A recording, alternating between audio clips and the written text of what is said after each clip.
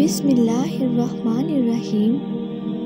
السلام علیکم، امید ہے سب خیریت سے ہوں گے۔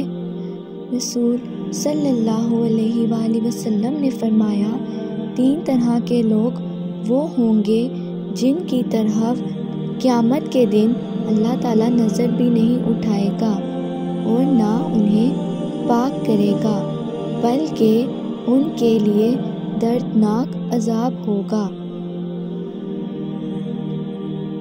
ایک وہ شخص جس کے پاس راستے میں ضرورت سے زیادہ پانی ہو اور اس نے کسی مسافر کو اس کے استعمال سے روک دیا۔ دوسرا وہ شخص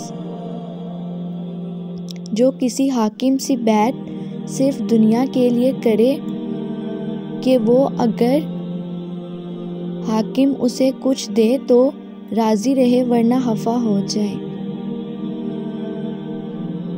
تیسرے وہ شخص جو اپنا سامان عصر کے بعد لے کر کھڑا ہوا اور کہنے لگا، اس اللہ کی قسم جس کے سوا کوئی سچا معبود نہیں، مجھے اس سامان کی قیمت اتنی مل رہی تھی۔